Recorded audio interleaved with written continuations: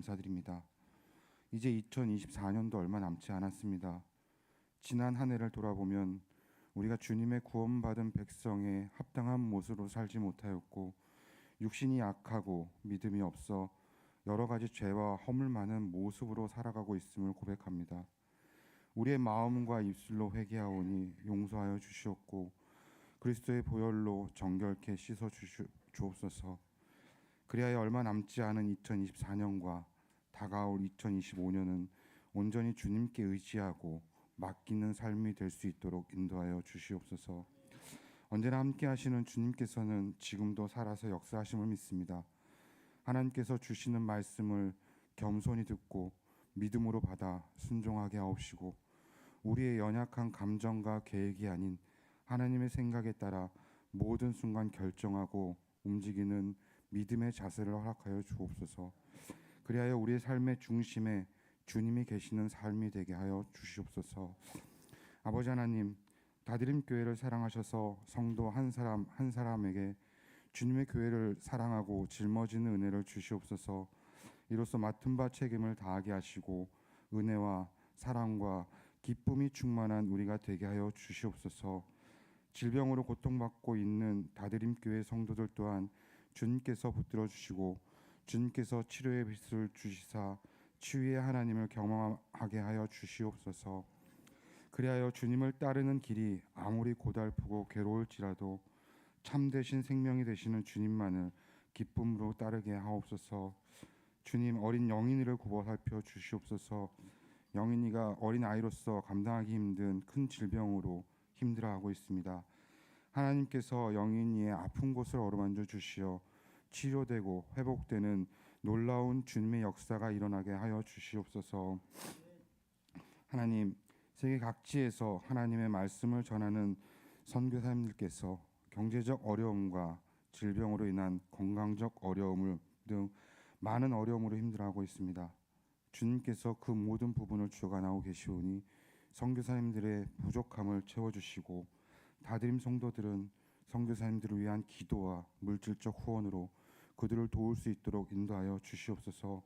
모든 족속으로 제자를 삼으라는 주님의 명령에 임하는 선교사님들이 금전적으로 혹은 건강적인 문제로 인하여 하나님의 말씀을 전하는 데 있어 문제가 되지 않도록 하여 주시옵소서.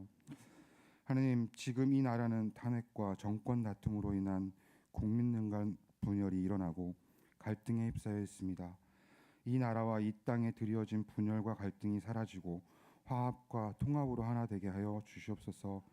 나라의 리더들이 하나님을 두려워할 줄 알게 하여 주시옵소서. 국민 위에 군림하는 자가 아닌 겸손히 섬기는 자들이 되게 하여 주시옵소서. 이 나라의 지도자들과 고위공직자들, 대한민국 국민들의 다치고 어두운 마음을 어루만져 주시고 그들이 현명한 선택과 정책을 실현해 나갈 수 있는 지혜를 허락하여 주시옵소서. 그리하여 모든 이들이 서로 협력하여 선을 이루어 살아갈 수 있는 대한민국이 될 수 있도록 하여 주시옵소서. 각 부서에서 수고하고 계시는 모든 교육자를 기억하시고 그들이 선포하는 하나님의 말씀을 아이들이 잘 이해하고 받아들여 학교 생활과 가정 생활에 지혜롭게 사용할 수 있도록 인도하여 주시옵소서. 각 부서에서 수고하시는 모든 선생님들과도 함께 하셔서 건강을 지켜주시고 그들의 직장 생활과 모든 생활에 함께 하시고 어려움이 있지 않도록 하나님께서 항상 지켜주시옵소서. 아직 교육부서에서 교사를 구하지 못해 어려움을 겪고 있습니다. 미래 세대 아이들을 위해 헌신할 수 있는 교사를 채워주시고 그들로 인하여 다드림의 아이들이 하나님 안에서 하나님만을 바라보며 자라나는 아이들로 커 나갈 수 있도록 인도하여 주시옵소서. 사랑의 하나님 아버지, 주님의 말씀으로 우리의 영혼을 깨워 주시길 바랍니다. 이 시간 목사님께서 최고의 선물의 제목으로 말씀을 선포하실 때 귀 기울여 듣게 하시고 우리가 모두가 아멘으로 화답하고 말씀을 실천하는 성도들이 되게 하여 주시옵소서. 나의 생각으로 주님의 말씀을 제한하지 않게 하시며 주님의 말씀 그대로 순종하게 하여 주시옵소서. 오늘도 우리가 드리는 이 예배가 온 마음과 뜻과 힘을 다하여 드리는 예배가 되게 하여 주시오고 우리 모두에게 성령으로 기름 부어 주시어 참된 예배자로 하나님 앞에 서게 하여 주시옵소서. 오는 모든 예배의 순간을 주님께 맡겨드리오며 거룩하신 예수님 이름으로 기도드립니다. 아멘. 아주 놀랐습니다. 제게 최고의 선물입니다. 이 마태복음 13장엔 천국의 비유가 7개 내지 8개에 나오는데요. 이 비유들을 통하여서 예수님이 보통 우리가 생각하는 천국의 비유와는 좀 다른 말씀을 하셔요. 그러니까 우리는 보통 천국을 생각하면 우리가 더 많이 얻고 누리고 갖고 뭐 이런 걸 많이 생각하는데, 놀랍게도 이 마태복음 13장의 비유의 천국은 오히려 우리 걸 내어내야 하고 팔아야만 해요. 그래서 오늘 읽은 본문에도 보시면 여기서 말하는 천국은 우리가 그동안 누렸던 모든 소유들, 가장 귀한 것들을 다 팔아서 사야만 하는, 바꿔야만 하는 그런 천국을 소개하고 있어요. 44절만 봐도요, 밭에 감추인 보화를 발견한 이 사람은 그 보화는 숨겨두고 가서 자기의 모든 소유를 다 팔아서 그 보화만 사는 것이 아니라 밭을 샀다, 이렇게 되어 있어요. 아마 이런 구절을 읽으면 현대인들은 이 사람 참 나쁘다, 남의 밭에서 보물을 발견했으면 주인한테 얘기를 해야지 그걸 또 숨겨두냐, 이렇게 말할지도 모르겠어요. 근데 여기서 초점은 어디인가 하면, 옛날 사람들이 일용직 노동자가 되어서 밭에 가서 일을 하다가 그 밭에서 우연찮게 사람들이 묻어둔 보물을 발견한 거예요. 그래서 이것을 다시 묻어두고 와서 그 밭 통째로 사가지고 자신이 이 보물을 갖는다는 이야기를 가지고 주님이 지금 뭘 비유하는가 하면 천국이 그렇다는 거예요.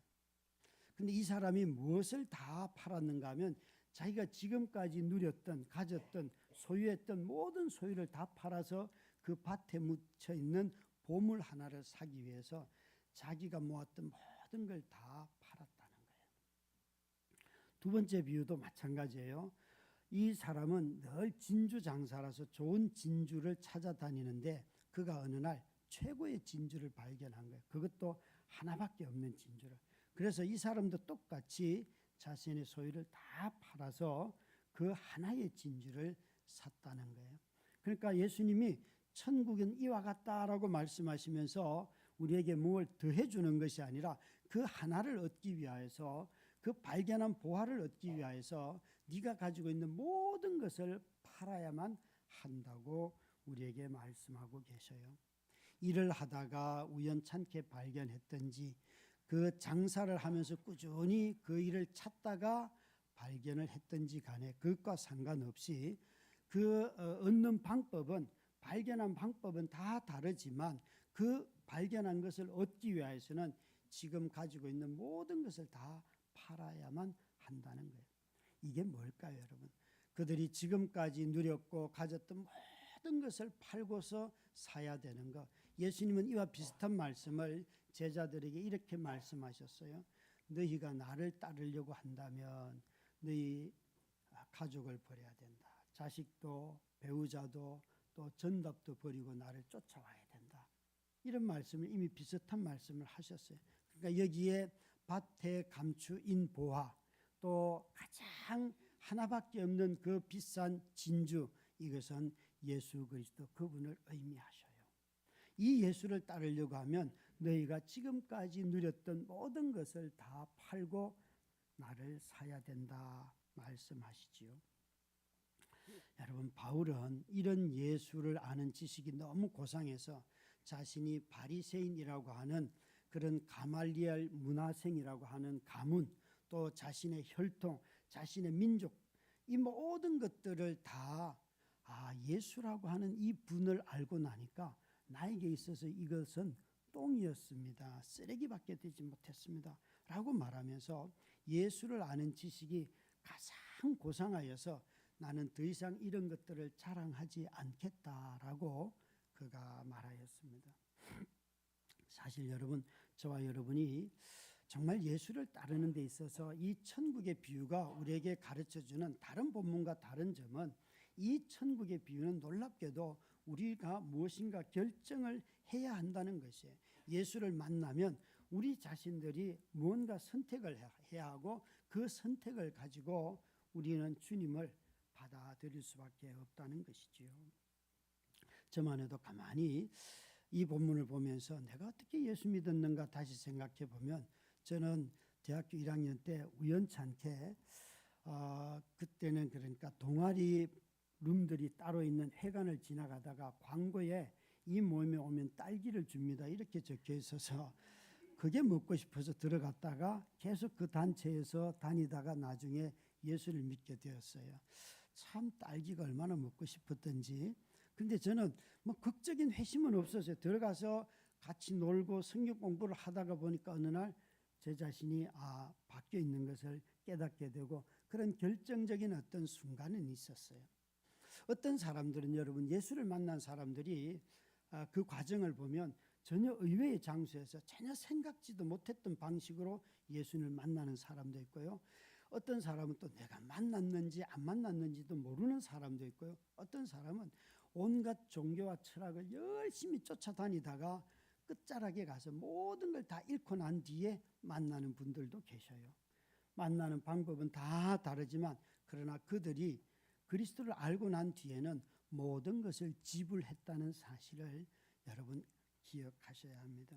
바울은 놀랍게도 그가 이렇게 자기 자신을 빌립보에 말하였습니다. 예수를 아는 지식이 너무 고상해서 나는 내가 알고 있던 모든 것은 다 똥이다. 그것은 여러분 없어도 된다는 뜻이 아니에요. 예수 믿고 난 뒤에 사람들이 너무 반문화적으로 돌아서는데 바울은 이런 것이 쓸데없다가 아니에요. 예수 그리스도를 아는 것과 비교했을 때 이것은 모자란다는 뜻이지 공부를 하지 말라든지 사업을 하지 말라든지 그런 뜻이 절대 아닙니다. 여러분. 이런 것들은 다 우리가 문화를 대하는 태도로 다르게 접근을 해야 합니다. 그래서 여기에 천국은 이런 감추어진 보화와 같고 진주와 같다라고 말할 때에 이 천국은 무엇인가 하면 예수 그리스도가 천국이라는 말이에요. 이 예수님이 천국이기 때문에 너희들은 너희가 가진 모든 것을 다 팔아야 한다라고 말씀을 하고 계십니다. 여러분 여기에 44절부터 46절 말씀에 보면 가장 중요한 단어가 뭔가 하면 여기에 발견하다예요. 똑같은 밭에 일을 하고 똑같은 진주를 찾아다니고 하지만 무엇이 정말 가장 귀한 건지를 발견하지 못하면 자기의 것을 팔 이유가 하나도 없습니다. 여러분. 그런데 이 사람은 자신이 발견하고 난 뒤에 이것이 가장 귀하다는 것을 알고는 자기의 모든 것을 다 팔아버렸어요.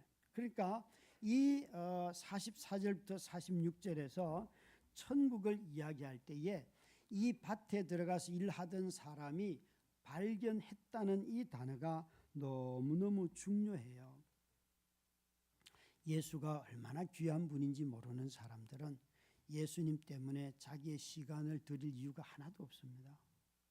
예수님이 정말 그냥 일반적인 4대 성인 중에 한 사람이고 그냥 좋은 분이고 그렇게 말하는 사람은 굳이 그 예수님에게 자신의 생애를 들을 이유가 하나도 없습니다. 오히려 예수 이야기하면 욕을 하고 화를 내고 그런 사람들도 얼마나 많습니까? 예수 이야기만 하면 그냥 멀쩡하던 사람도 그렇게 욕을 잘 하더라고요. 저는 아마 제가 보기에 예수에 대해서 욕 제일 잘하는 사람은 택시 운전수가 아닌가. 우리 집사님은 안 그러신 걸로 제가 알고 보면서 얘기하는 거예요. 이상하게 택시 타고 예수님만 전하면 욕을 엄청나게 들어요. 그래서 저는 그분들이 늘 이분들은 참 예수님을 싫어하는구나 생각을 하는데 여러분 많은 분들이 얼마나 예수님을 욕한다고요? 싫어해요. 그러니까 그분들에게 있어서 예수님은 자기가 알고 있는 어떤 선생보다 못한 무가치한 존재예요. 그냥 그건 이스라엘의 종교라고만 생각을 해요. 그런데 여러분 여기에 발견하다 하는 이 말을 예수님은 오늘 이 44절, 45절, 46절에 보면 감추어진 보화라고 했습니다. 보화가 그냥 다 눈에 띄면 얼마나 좋아요. 이 보화가 다 보이고 누구든지 가질 수 있으면 좋을 터인데 감추어져 있다는 이 감추어진 것이 발견되는 것 이걸 이 마태복음에서는 신약 성경은 계시라고 해요. 계시는 드러나는 거예요. 깨달아지는 것이, 내가 가르침을 받아서 이해한다 그런 뜻이 아니에요. 이 계시라고 하는 것은 믿어지는 것이에요. 하나님의 은혜에 의하여서 깨달아지는 것을 말해요. 우리는 여러분 자기 아내를 사랑해라 이런 거는 계시로 말하지 않아도 다 인간이 양심에 따라 삽니다. 여러분, 너의 자녀를 위해서 희생하고 아껴야 된다, 이거 안 할 사람 아무도 없어요. 이런 거는 계시라고 안 해도 돼요. 또 직장에서 성실하게 일해야 된다, 이런 거 여러분 계시의 말을 하지 않아도 다 인간은 그런 양심은 다 가지고 있어요. 그런데 예수를 깨닫는 일에는 인간의 양심을 가지고 되지가 않아요. 성령의 깨닫게 하시는 은혜가 필요하고 그것이 발견되어지는 것을 여기 말하는 것이에요. 그래서 이 예수 그리스도를 이 계시적 사건으로 받아들이게 될 때 일어나는 현상이 뭔가 하면 결단이 일어나요. 여러분, 이해를 하여서는 행동이 안 변하는 이유는 이 결단이 따라오지 않기 때문에 그래요. 계시를 만나게 되면 반드시 행동의 변화가 일어납니다. 만약 사람이 이해력으로 변화된다면 도덕으로 세상은 바뀌고 문화를 통해서 세상은 바뀝니다. 그런데 인간이 변하지 않기 때문에 아무리 인지가 높아져도 이런 포악스러움과 잔혹함과 아름다움이 이 세상에 함께 있다고 우리 한강 작가가 말하지 아니하였습니까? 여러분, 인간은 여러분 잔혹함과 아름다움이 함께 있는 존재예요. 그런데 계시의 사건으로 그리스도가 우리 가운데 들어오기 시작하면 반드시 계시는 결단을 불러오는 깨달음을 가져오기 때문에 그렇습니다. 그래서 우리 모두가 다 행동의 변화가 일어나는 것이지요. 오늘 이 본문에 이 발견한 사람이 첫 번째 가지게 되는 그 선물이 뭔가 하면 놀랍게도 천국의 선물을 그가 받는데 그것은 기쁨이에요. 그는 이 놀라운 보화를 발견하고 난 뒤에 그것을 숨겨두고는 가서 자기 모든 소유를 다 파는데 팔게 된 가장 큰 이유는 뭔가 하면 너무 기뻤다는 거예요. 그리스도를 발견한 기쁨이 얼마나 컸는지, 그 기쁨이 자신이 가지고 있는 소유를 압도해버렸다는 거예요. 이 기쁨이 너무 커서 마음을 지배해버렸어요. 자신이 발견한 이 보물에 압도당하여서 자신이 갖고 있는 재산을 팔지 않고는 안 되었다는 것이에요. 그래서 이 기쁨이 그의 마음의 중심을 다 차지해버렸어요. 자신이 성실하게 모았던 재산을 다 팔아도 전혀 아깝지 않은 그 한 분을 발견했다는 것이에요. 사랑하는 성도 여러분, 참으로 예수 그리스도께서 이 땅에 오셨을 때 그리스도 예수를 만난 모든 사람들의 반응이 뭔가 하면 기뻐했다요, 즐거워했다요, 그들이 감사했다요, 찬양했다요. 한결같이 모두가 다 그렇게 말을 합니다. 이 사람은 희생을 위해서 판 게 아니에요. 자기 자신이 발견한 그리스도 때문에 너무 기뻐서 자신의 소유를 팔지 않고는 견딜 수가 없었어요. 이와 똑같은 사건이 사도행전 2장, 3장, 4장, 5장에 보면 오순절날 성령이 임하였을 때 그들 마음속에 너무 기뻐가지고 자신들의 소유를 팔지 않고는 견딜 수가 없었어요. 왠가 하면 그들 안에 이 기쁨이, 성령이 내주하시는 기쁨이, 성령의 임재가 너무 기뻐서 형제 자매들을 사랑해야 되는데 자신의 것을 팔아서 그들을 줘야 되는 그 기쁨이 마음을 지배했다는 거예요. 그러니까 성령은 사랑의 영이라서 내가 물건을 소유하는 것보다 형제 자매들의 배고픔을 봤을 때 견딜 수 없는 마음을 불러일으켰다는, 그 자원하는 마음이 사회를 바꾸는 것이에요. 그 기쁨이 그 사회의 불균형을 바꾸는 거고 불평등을 이겨내는 힘이 되는 것이죠. 자신의 소유보다도 예수를 만난 기쁨이 얼마나 큰지 그들은 기쁨이 충만하여서 자신의 것을 다 팔았다는 것이에요. 저는 제가 캠퍼스 사역자로 15년을 사역을 하였는데요. 15년 간사 사역하고 사임할 때에 학교 후배들이 제게 감사표를 줬어요. 그 감사패 문구가 이런 글귀가 적혀 있습니다. 학생이 글을 쓰는 학생이 이걸 적었기 때문에 이렇게 적었어요. 예수님이 좋아서 15년을 오셨다 하셨습니다. 오시다가 속썩이는 예수님들 때문에 타는 속을 뒤집어 기도하였습니다. 하여 감사드립니다. 이제 다시 예수님이 좋아 가신다 하십니다. 작두보다 더 좁은 길 가실 때라도 쉬지 않고 기도해 주실 줄 압니다. 하여 거듭 감사드립니다. 제가 작두 타는 사역자였어요. 저 몰랐는데 제가 작두를 타고 있었구나. 그러니까 저도 아주 신령한 사람이죠, 여러분. 이 시대에 꼭 필요한 사람인 것 같습니다. 작두를 타는. 그래서 여기 보니까 더 좁은 길 가실 때라도 뭐 더 좁은 길인지는 모르지만 후배들이 그렇게 생각해 줬는데 이 말에 가장 제가 좋아하고 이 또 감사패에 제가 좋아하는 한 문장은 예수님이 좋아서. 예수님을 믿겠다고 말씀을 드리니까 할아버지가 막 쫓아내시더라고요.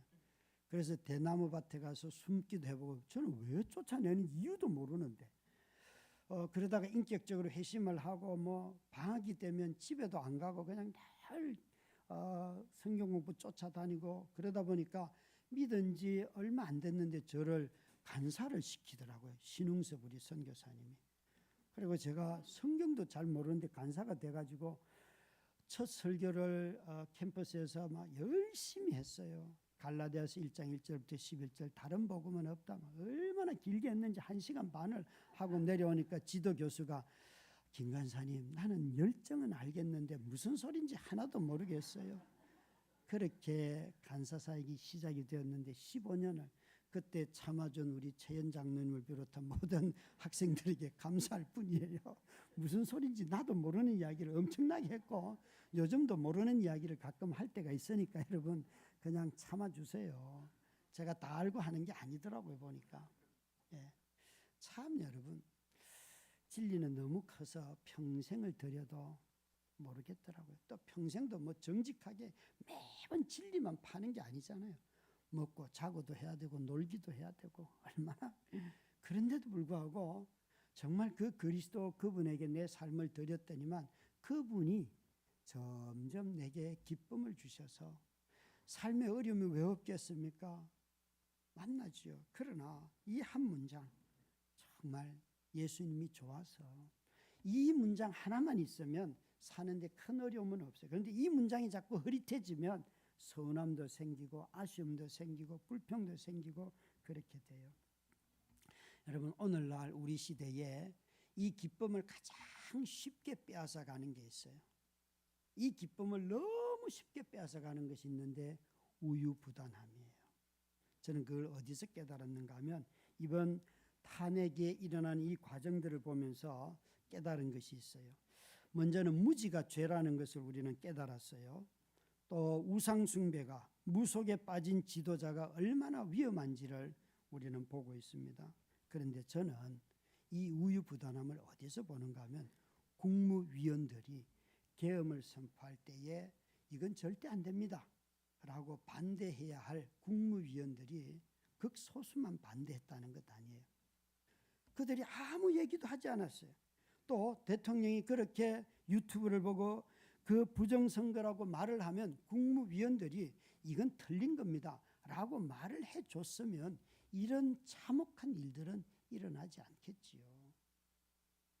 그게 바로 우유부단함이라는 거예요. 지도자들의 우유부단함이 얼마나 큰 혼란과 어려움을 이 나라에 가져옵니까? 성경은 여러분 이 우유부단함을 나태의 죄라고 말합니다. 나태의 죄. 예스도 안 하고 노도 안 하고 민기적거리는 거. 엘리야 시대로 말한다면 바알을 신을 섬기고 여호와를 섬기는 둘 중에 택하라 그렇게 말을 하여도 머뭇거리고 있는 그 상태를 성경은 나태함이라고 해요. 도로시 세이저라고 하는 사람이 나태함의 죄를 이렇게 말하였습니다. 나태함의 죄에 빠진 한번 읽어주실래요? 시작. 아무것도 믿지 않고 어떤 것도 마음을 쓰지 않으며 아무것도 알려하지 않고 어떤 일에도 개입하지 않는다. 그들은 아무 일도 즐거워하지 않으며 사랑하거나 미워하는 대상도 전혀 없다. 그들은 어떤 일에서도 의미를 찾지 못하며 아무런 삶의 목적을 발견하지 못한다. 그들의 살아있는 것은 그저 죽을 이유가 없기 때문이다. 참 나태함이 무섭지요. 그들은 삶의 목적을 발견하지 못하여서 빗나간 목적을 가지고 있겠죠. 근데 여기 아무 일도 즐거워하지 않으며 사랑도 미움도 대상도 전혀 없는 삶. 여러분 이런 삶이 가능할까요? 오늘 여기에 천국의 비유에서 네가 가진 모든 소유를 팔아야 해서 그 숨어있는 보화를 사는 거다라는 말씀 속에는 예수 그리스도 그분이 오시면 우리의 삶을 선택해야 된다는 것이에요. 그래서 예수님은 나를 믿는 자는 구원을 얻었고 나를 믿지 않는 자는 심판을 받았다. 그분은 이미 오신 천국이고 오신 하나님의 나라라서 우리에게 반응을 요구하신다는 거예요. 사랑하는 성도 여러분, 저와 여러분이 우리의 믿음의 삶을 살아가면서 특히나 삶이 혼란스럽고 어려울 때에 우리 마음에 yes, no를 분명히 하실 수 있기를 바랍니다. 그리스도 예수 앞에서 신앙의 고백을 하며 내가 정말 이분을 어떤 삶의 어려움 속에서도 나는 주를 섬기리라, 그 선택을 하시기 바랍니다. 그래서 때로는 나의 모든 것을 팔아서 희생해야 된다면 그것 또한 기쁘고 감사한 일일 것입니다.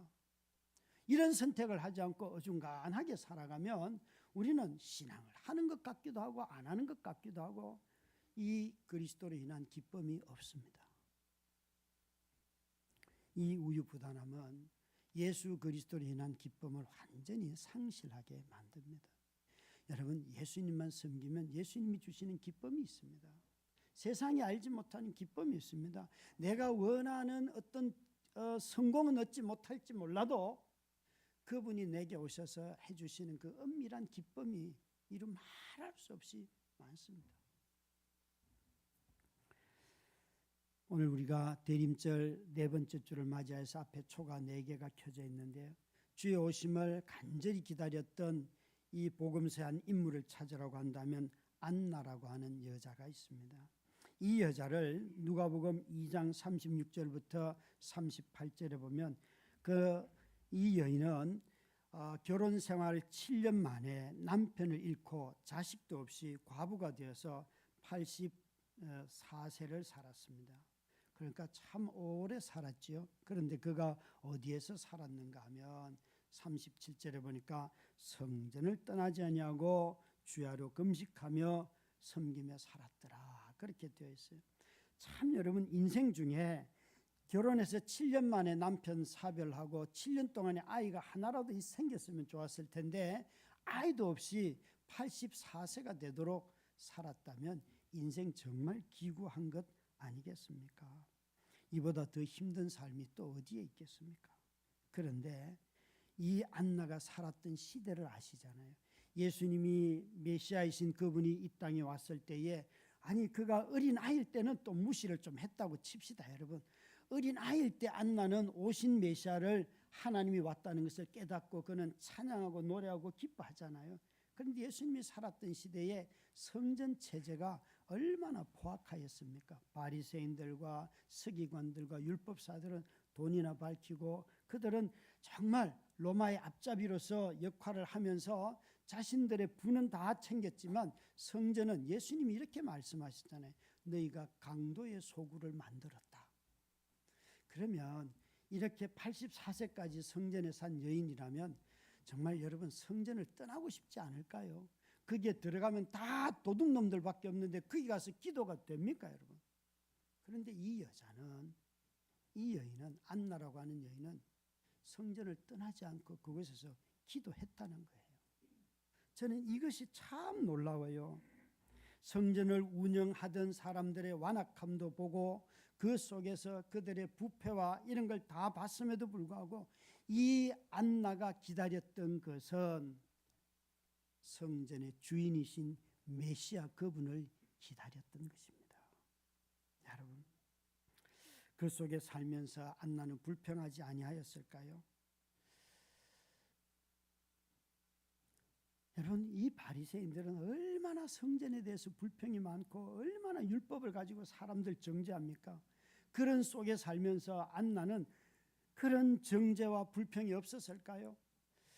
저는 이 여인이 기도하였는데 가만히 생각해 보면 어쩌면 이 여인은 감추어진 보화인 메시아를 기다렸기 때문에 자신이 이 불평하고 또 부패한 성전의 체제를 보면서 또 많은 사람들의 가시돋친 말들을 들으면서도 묵묵히 오실 메시아를 기다리지 않았을까 생각을 해봅니다.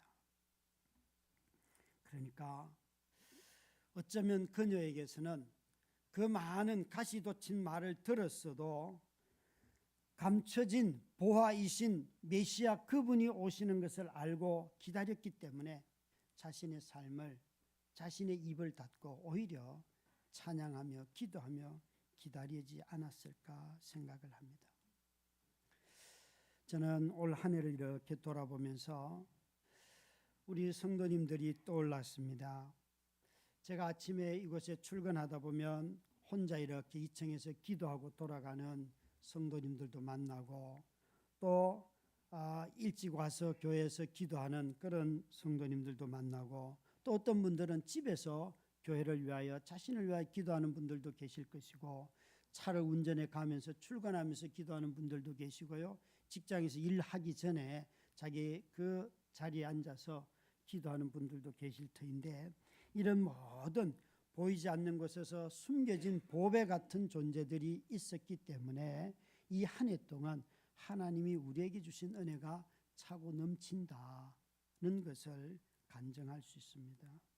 출근 전에 가정에서 조용히 혼자 기도하는 그런 숨겨진 보배 같은 성도들이 있기 때문에 어쩌면 이렇게 불평할 일이 많고 불만이 가득한 세상에 살면서도 우리 자신들의 기도를 통하여서 이 불평의 세상에 정말 진리의 작은 구멍을 내고 있는 그런 성도들이 곳곳에 있지 않은가 생각하게 됩니다. 우리 교회도 점점 월세도 늘어나고 다 하지만 그럼에도 불구하고 이런 교회의 어려움을 보면서 묵묵히 기도하고 불평하기보다는 기도하면서 또 자신이 수고하고 번 돈을 가지고 하나님 앞에 헌금을 드리는 그런 성도들로 말미암아 함께 짐을 진 성도들의 헌신으로 말미암아 이렇게 교회에서 함께 예배할 수 있는 것 이것이 얼마나 귀한 일인가 생각하며 묵묵히 수고한 우리 성도님들에게 다시 한번 감사를 전합니다. 여러분, 여기 나오는 안나는 누구를 기다렸는가 하면 예수를 기다렸기 때문에 그 포악스러웠던 강도의 속을 같았던 성전 체제를 뛰어넘을 수가 있었던 것입니다. 우리가 누구를 기다립니까? 이미 오신 그분, 오실 때는 어린아이로 이전에는 오셨지만 이제 오실 때는 왕으로 오셔서 우리를 심판하실 그분을 기다리지 않습니까? 정말 우리 모두가 다 다시 한번 왕으로 오셔서 심판하실 그분에게 초점을 맞추고 다시 한번 묵묵히 이 불평의 시대에 또 안이함의 시대에 우리 신앙을 단단하게 주님 앞에 고정하고 그분을 선택하며 삶의 시간을 드리고 재정을 드리고 몸을 들여서 주님을 기다리는 우리 성도님들이 다 되시기를 주의 이름으로 축원합니다. 우리 함께 찬양하십시다. 주님만이 왕이십니다. 주님만이 왕이십니다. 내 삶에 이곳에 온 땅에